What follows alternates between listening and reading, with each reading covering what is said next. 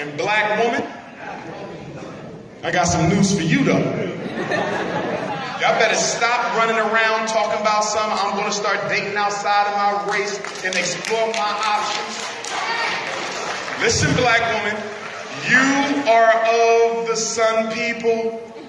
You take your ass up in that ice with that ashy ding-a-ling, and your ass gonna come back with all kind of shit, and I don't want to hear nothing because the sun woman ain't got no business letting the Iceman swim in her ocean.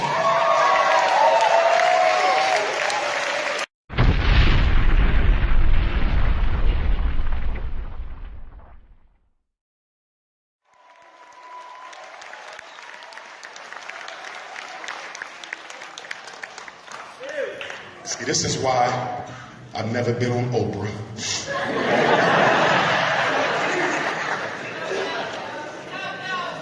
And it's sad because she made Dr. Phil a millionaire. She made a white psychologist a multi-millionaire. No one knew his name before Oprah. And I've never been on her couch for 5 minutes. Got all the degrees he got, never been on her couch for 5 minutes. What's the next law Willie Lynch taught? Willie Lynch said if you want to control your Negroes in Ohio, if you want to control them Negroes in Cleveland, find every petty difference you can muster and use it against each other. Wow. He said put the light skin in Cleveland against the dark, put the college educated against the ones who dropped out, put the Zetas against the Sigma Gamma Rhos, and the Deltas against the AKAs, and the Kappas against the Qs, and the Sigmas against the Alphas, and the Iotas against the Grooves. Put the Christians against the Muslims, and the Garveyites against the Socialists, and the Nawapi's against the Moors, and the Nation of Islam against the Hebrews. And if you do this, they'll never come together. Cleveland, you should feel embarrassed that white folk can go to sleep at night in this city after what they did to Tamir Rice.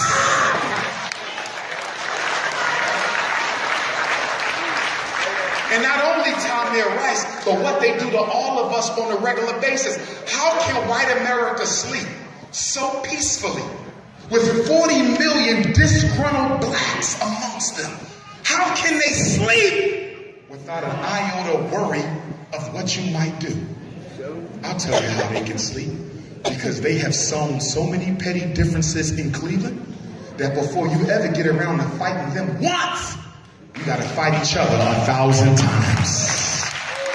Brothers and sisters, it's time to put the differences to the side.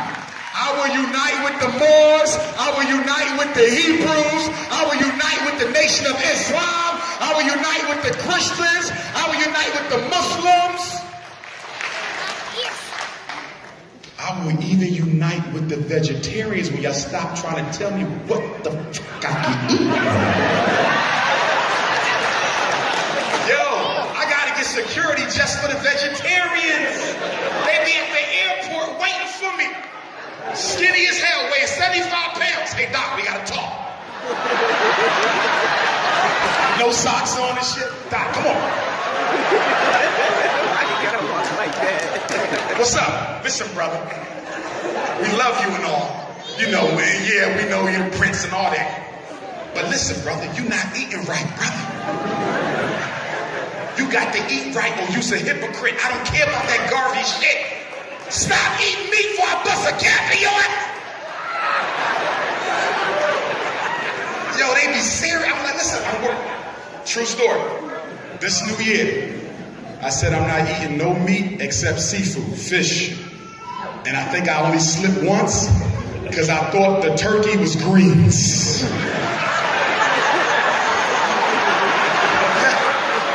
But I'm working on it. I'm doing good. So I think I only had meat once or twice this whole month. So I'm working on it. But I do want to say this.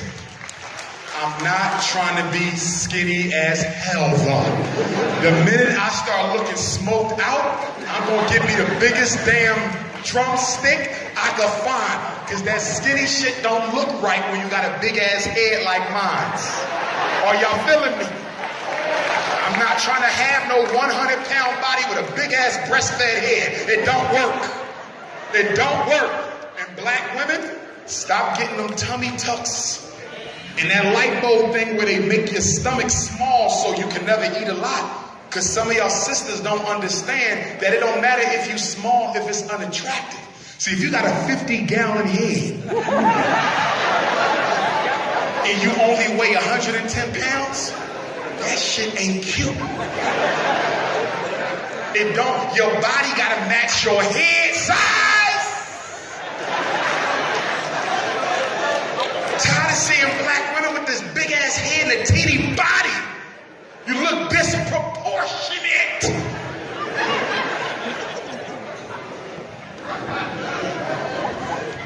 Now, what's the third thing Willie Lynch said?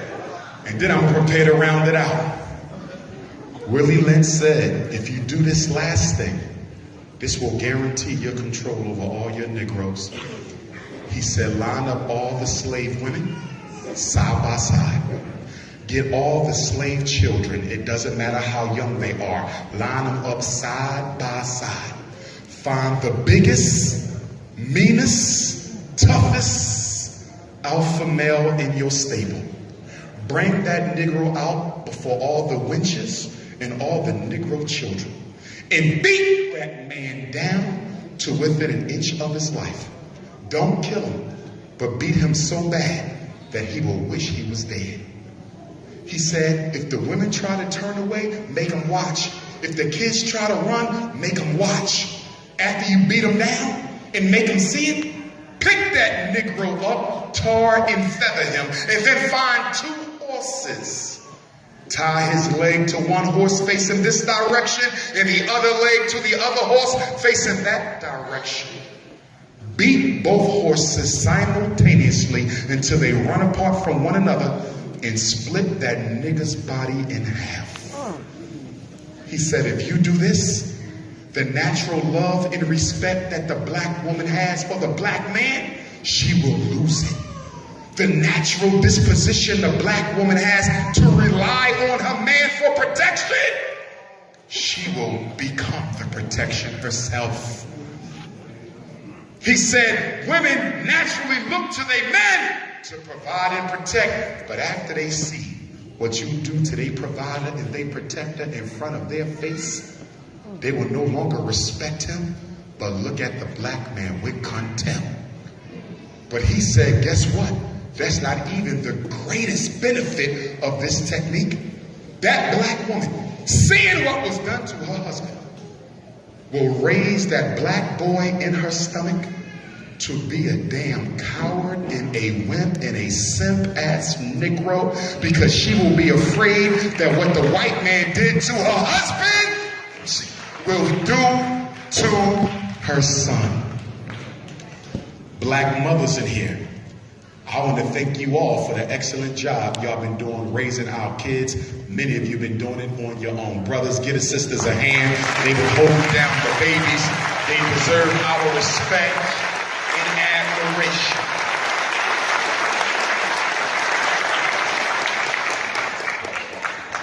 However, sister, there's 1 or 2 of you in here who are doing exactly what Willie Lynch designed for your ass to do. Raise your son to be a simp ass, no responsibility having, no accountability having, spoiled ass Negro male child. Black woman, stop spoiling your son. You're not benefiting that boy. All you're doing is making somebody else's daughter bed harder to lay in. In other words, too many black women are raising their sons to be the exact type of man you yourself would never want to date.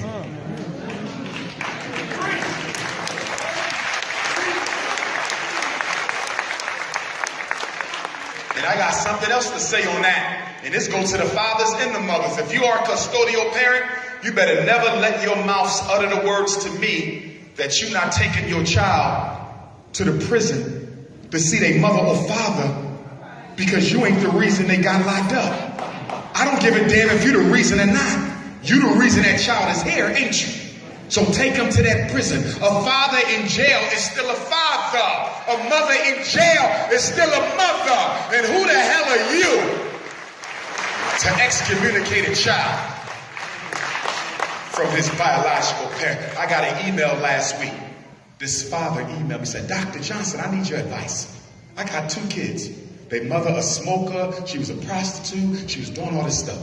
My wife is a lawyer. She has her own business. She treats them like her own. And all they keep asking for is, Mommy, what should I do?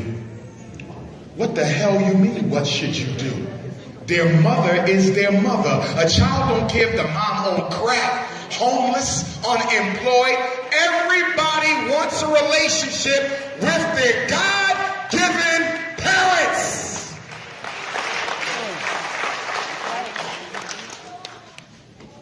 But some of you brothers think if you find a good enough woman, your children will forget about their mom. It'll never happen. Right. Some of you mothers think that if you find a good enough surrogate dad, that the kids will stop looking for their own. Are you crazy?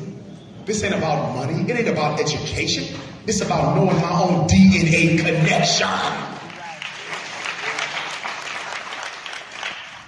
And on that note, we all are responsible for the violence that we're seeing in our neighborhood. Black children are the last to be adopted in this country. Most of us don't even want to be foster parents, more or less adopted parents. Do you remember 40 years ago, 30 years ago when we was growing up?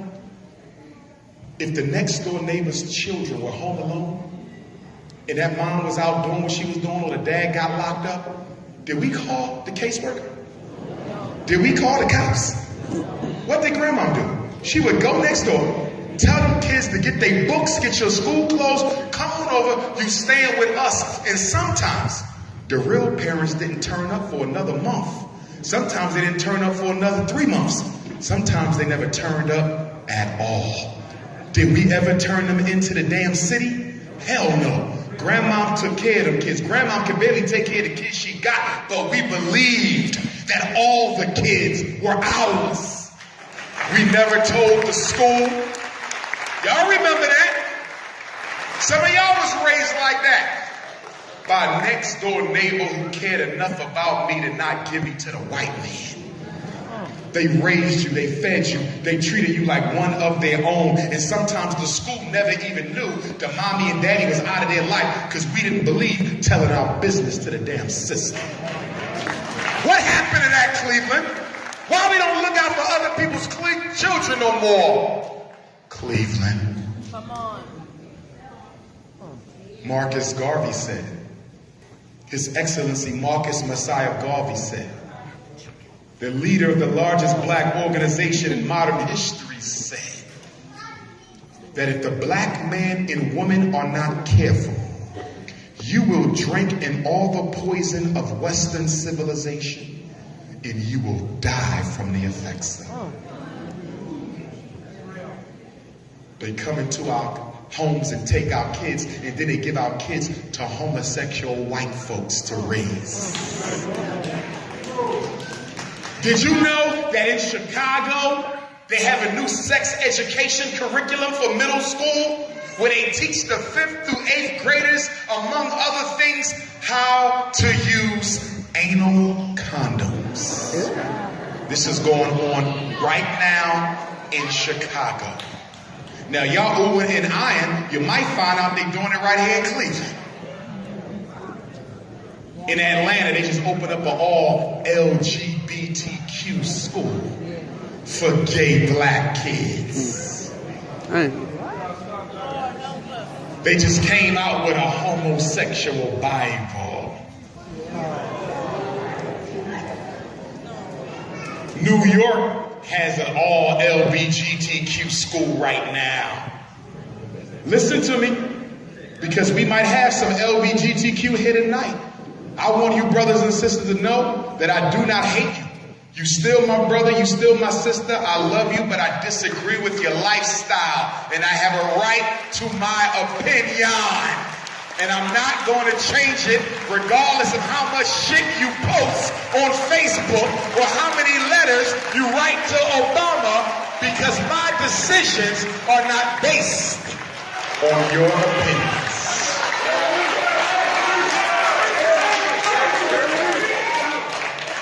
I'm going to tell y'all where all this shit comes from. Once upon a time, when God created the world, he created a group of people called the Sun People. The Sun People lived under the sun. The sun gave them everything that they needed. They had fresh drinking water. They had animals for clothing. If they wanted fruit, they could climb up in the tree and get the fruit. If they needed crops, the crops would grow once or twice every year. They didn't have to ask nobody for diamonds. They had them. They came in the water. Silver, coltan, oil, gas, whatever the Sun People needed, the sun gave it to them. And because the sun blessed the Sun People with abundance, the Sun People were not a people who stole from others. They were not a people who manipulated others. They were not a people who took more than their share. They were a free-giving people who believed in taking care of everybody. In fact, in the land of the sun, there was no such thing as a front door on your house, because you didn't need one, because nobody went where they were not invited. These were the Sun People. They were happy. They created a literal paradise on earth. They lived in harmony with nature, harmony with the water, harmony with the hurricane, harmony with the tornado. When the food ran out, the Sun People didn't get upset. They said, you know what? Just wait. The sun will give us what we need again. And they respected the sun so much that people thought that they worshiped the sun. They never worshiped the sun. They worshiped the God who created the sun. But see, God created another group of people called the Ice People. Ice people didn't live under no sun, brothers and sisters. They lived under the ice. It was cold. They couldn't find no food because nothing could grow. No fruit, no vegetable. It was too cold for anything to sprout. So whenever they got hungry, they had to eat the mice and the worms and the maggots off the floor. They had to try to melt the ice so they could drink that dirty rainwater. When they got too hungry and there was no mice or maggots around, they would just kill each other and eat human flesh and drink the blood out of their own family skulls. And because the sun never blessed the ice people, they hated the damn sun. They hated nature. They do not believe in living in harmony with shit. And guess what? Because they never had enough of what they needed, they would steal, they would manipulate, they would connive, they would strategize, they were deceptive, they were dishonest, because this was the only way that they could survive. And then one day, the Sun People, one day, the Ice People ventured out of the caves of Europe and came down into the sunny land of Africa. And they walked in and looked around and said to each other, do you see this shit? They got food on the damn tree, diamonds all over their body, gold everywhere you can look. The animals don't mess with them or none of that shit. And they went to the Sun People, and the Sun People said, guess what, Ice People? It's not our fault that the sun cursed you. But we're going to teach you how to be people again. So the Queen Mothers came out. You know how y'all sisters do. The Sun Women came out with some of that African black soap. They said, bring them little dirty ass white kids. They start washing their ass. Here, you got to wash your ass, little boy. Here.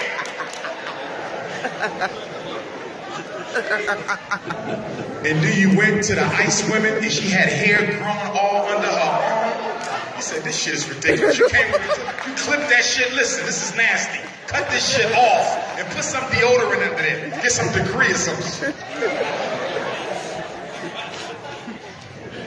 And then when the ice woman had their monthly, you don't walk around with that running out of you. There's a way we handle that. Behave like a lady. And then when she started cooking, they would just kill the animal and eat the shit raw. And they still love their meat raw and rare.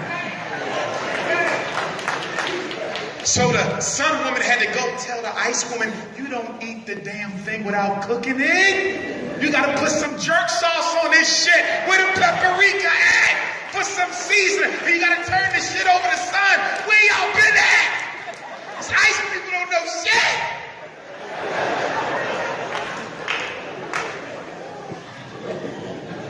And then after you got them to wash their body with the African black soap, they was all ashy. So you had to go and get 25 pounds of shea butter. And you had to shea butter. Come on, this shit is assy. Wash the hair. Shea butter. But guess what? The more you helped the ice people, the more they hated your ass. Their contempt and animosity grew because they felt you looked down on them when all you was trying to do was help them. And one day they said, we're going to do something about this shit. We're going to take every diamond. We're going to take every ounce of gold. We're going to take every animal and make it our own. See, sun people, we live in harmony with the sun. When a tornado comes, we know it's going to pass. We don't mess with it. Ice people can't leave shit alone.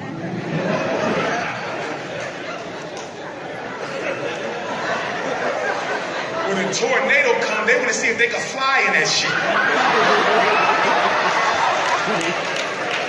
Right? Sun people, we respect our animals. We were the first to domesticate the animals, right? We was the first to bring kittens in the house and all that. We live in home, not ice people. They will take the cat and say, I think I could turn the cat into a dog and start cloning shit. They don't know how to leave nothing alone. Sun people, we see a long snake coming down the street. We don't mess with it. That's the snake. Handle your business. I'm out of here. Not ice people. They will say, I'm going to see if I could crawl in his mouth.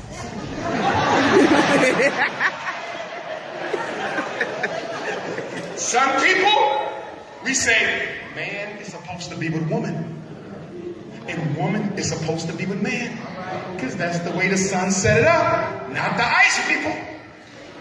They say, man is supposed to be with man. And woman's supposed to be with woman. And then they also said, man supposed to be with boy.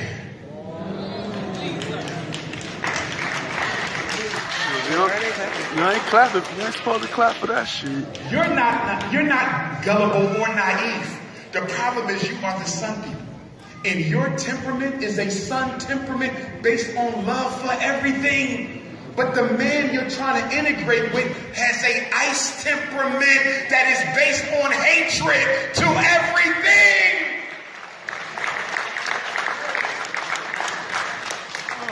So the ancestors sent me to Cleveland to tell you, sun people, you better leave the ice people the hell alone.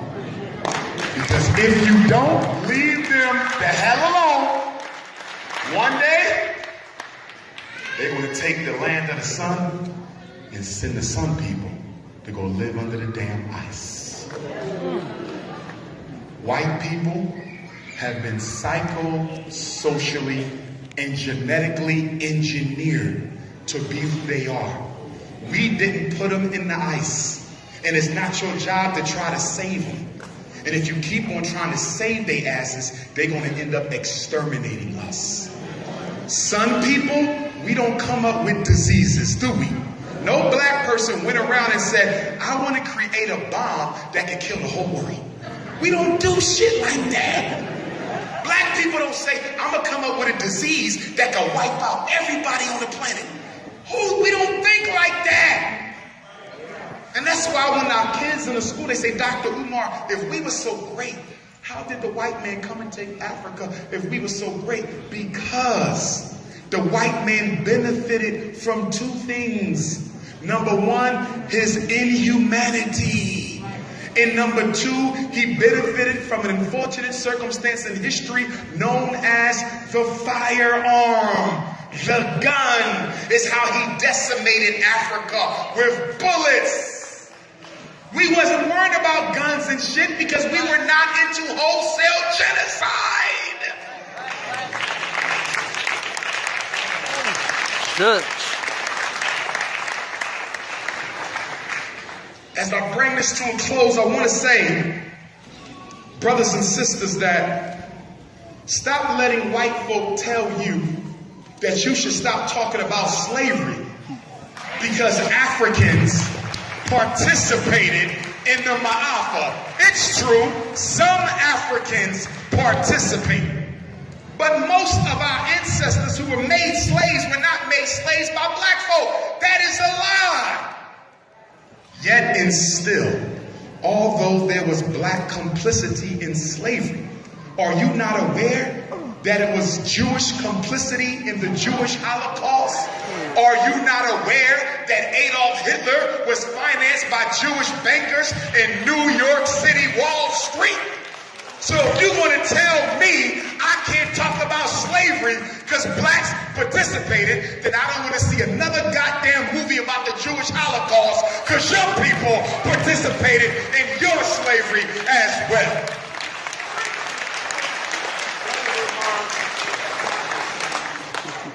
So Dr. Umar, do you hate white people? Of course not. I even help them with their children. They call me too, on the down low.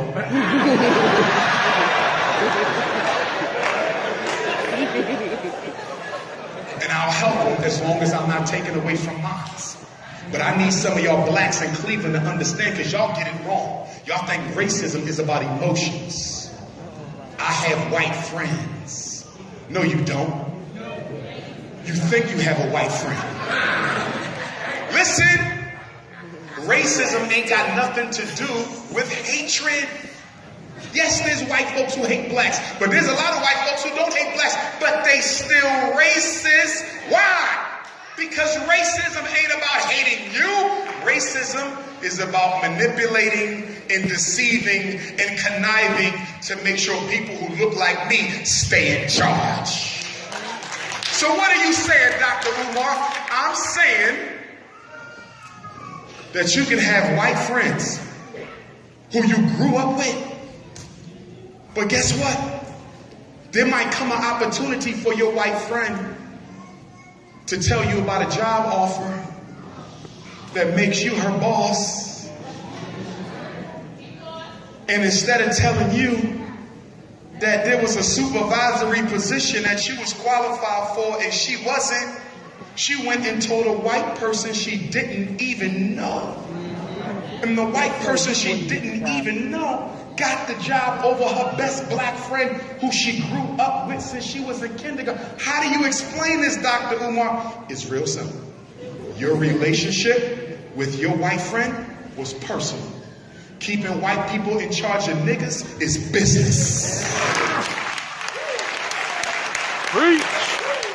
That's the problem with y'all in Ohio. You don't know how to separate business from personal.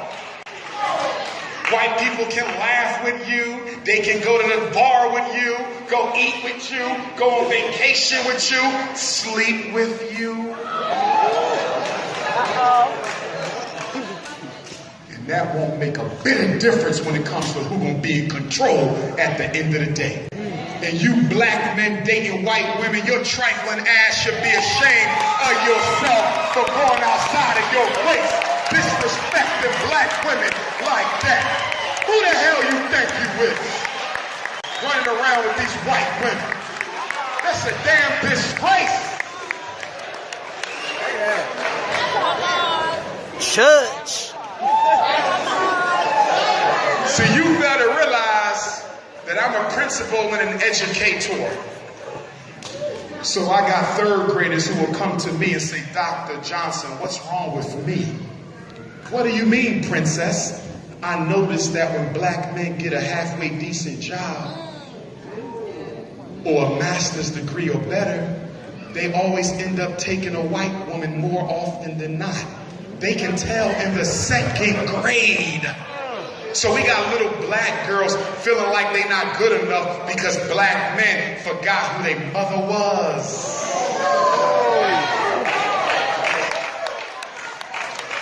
I'm not disrespecting the white female. She should not have to worry about ever being disrespected by me or you. But because I'm loyal to the black woman, I cannot approve no bullshit that lets you marry another woman that don't look like your mother.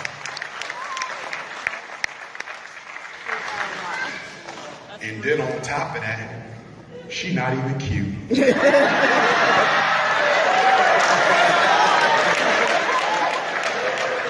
Where the hell you got her from?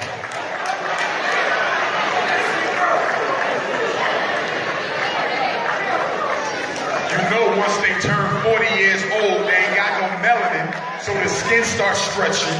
They get like 3 chins and shit under their neck. They got a wipe under each chin.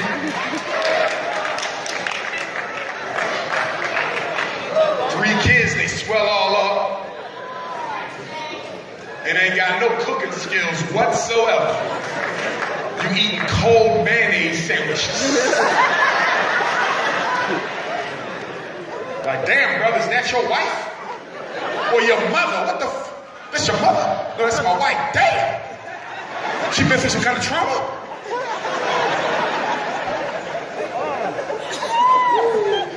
You know that saying where they say, 30 is the new 40? That came from black women. Because y'all hold so well that they said 30 is the new 40. 30 is the new. So I came up with some shit for the white woman.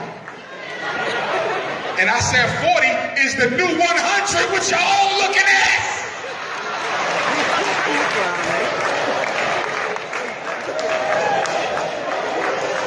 40 is the new 100.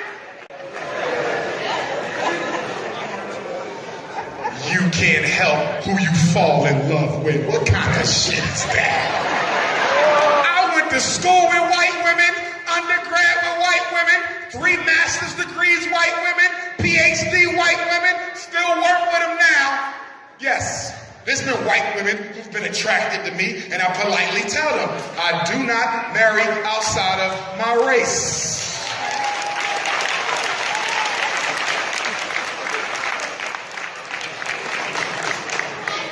And they don't understand it because you Negroes be thirsting over them women.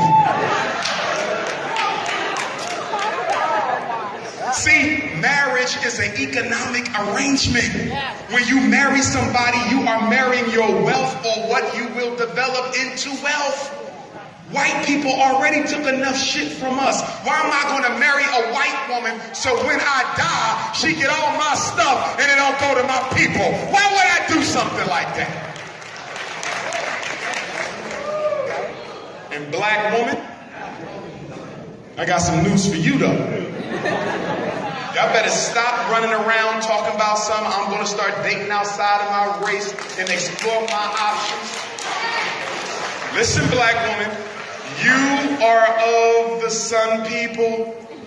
You take your ass up in that ice with that ashy ding-a-ling, and your ass gonna come back with all kind of shit, and I don't want to hear nothing because the sun woman ain't got no business letting the ice man swim in her ocean.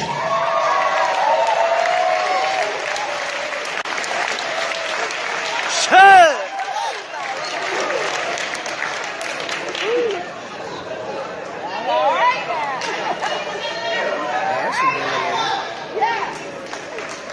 They are ice people. They don't do nothing natural. You get your ass alone. He don't want to come through the front door. He want to go through your back door. He want to have you doing all kind of stuff. Chains, bones, knives. He's an ice man. Get away from his ass.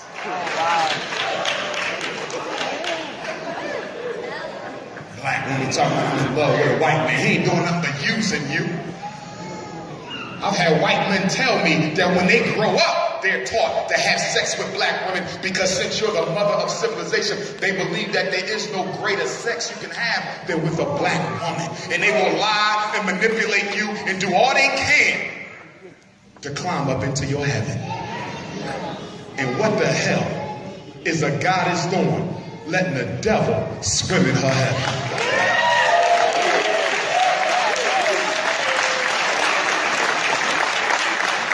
And my biracial Africans, you still African. I want you to know that. You got a black mom, white dad, black dad, white mom. You still us because you ain't responsible for how you got here. You belong to us, but I need you to act like it, damn it. Because some of you biracials want to play that shit game with us where you want to act black at the Umar Johnson lecture, but when I catch your ass in the suburbs with your Jewish grandparents, you act like you don't see me in a damn supermarket, you fake ass cracker. If you black, then act black and stop being afraid to be what the hell God made your ass. Tired of that biracial shit. Act like you don't see me. Your ass saw me. That Obama shit.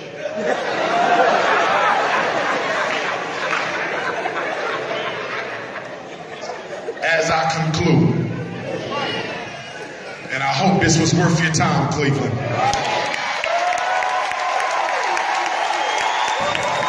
I'm gonna tell y'all something about Goree Island, Senegal. That slave dungeon, there's some power in there. I went there 10 years ago as a 30-year-old minister of education for Marcus Garvey's Universal Negro Improvement Association. I was raised a Sunni Orthodox Muslim. I know nothing about no ancestral veneration, but I heard about it. I took some water like this and I got down on one knee. And I said, let me see if this libation stuff really works. So I started pulling out a libation to the ancestors, basically saying, I'm sorry you went through this. If I can help you, please let me know. I go back to my hotel room. It was still daylight outside. I called my mother on the phone, tell her I was about to go to bed. I went into my hotel room and sat down. I didn't have a roommate, it was only me. And as soon as I sat on the bed, the room got dark. It started spinning around. I started hearing chains, whips, screams, the roar of lions, elephants, birds. I tried to go to sleep because I was so terrified. And every time I tried to sleep, two hands that I could not see would shake my body so hard that I couldn't sleep. I would roll over to the other side of the bed and it would happen again. I would stand up and something would tap me on my third eye 3 times. And it kept on doing this. There's nobody in the room. It's still light outside. This was not a dream. And something was fucking with me in my room. So I went to some of the brothers in the village and I told them what happened. And they said, that's your ancestors celebrating your return home. I said, what do you mean? They said, for y'all Africans in America, some of you Africans in America, and I know some of y'all not African.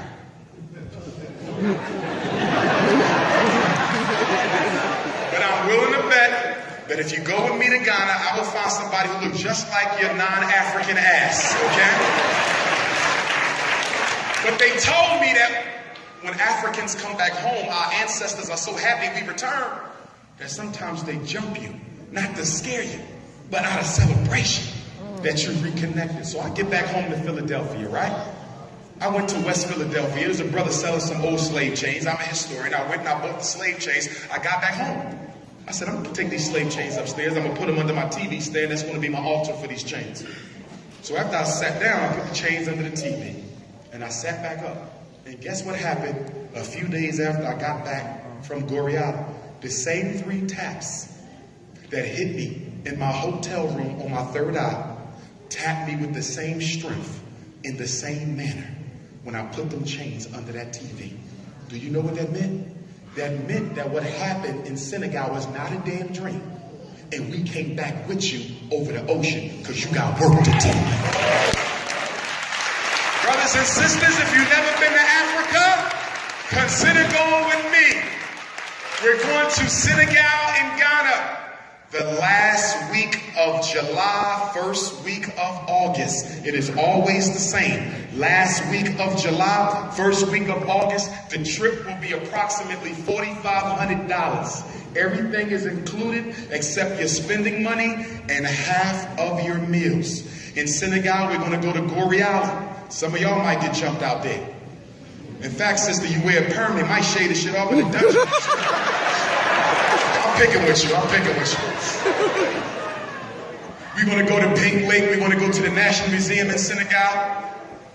You're going to get a chance to get some Senegalese clothing made because the Senegalese African clothing is a little bit different. I'm wearing a dashiki I got made in Ghana, custom made. Guess how much it cost me? $20 US. I came back with 30 last year. In fact, I think I'll go to Ghana just for the dashikis. But anyway, after we do Senegal, we're going to take you to the Elmina Slave Dungeon, Cape Coast Castle Slave Dungeon in Ghana.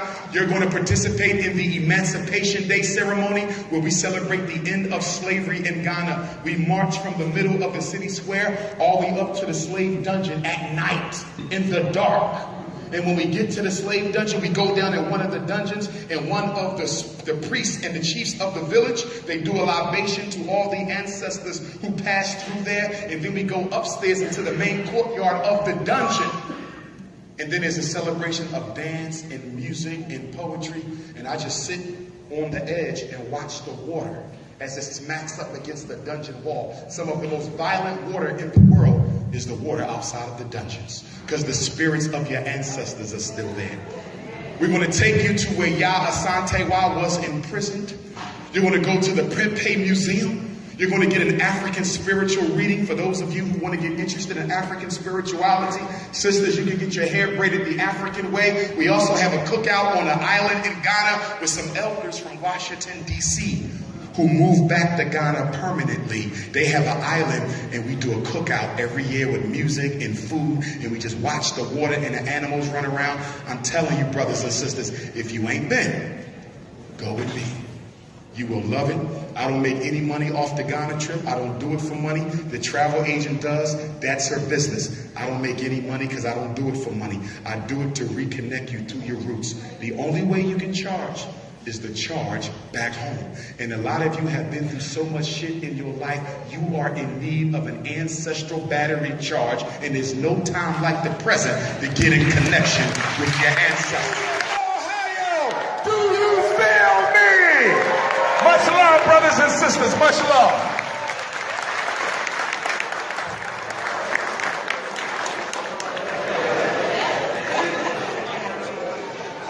You can't help who you fall in love with. What kind of shit is that?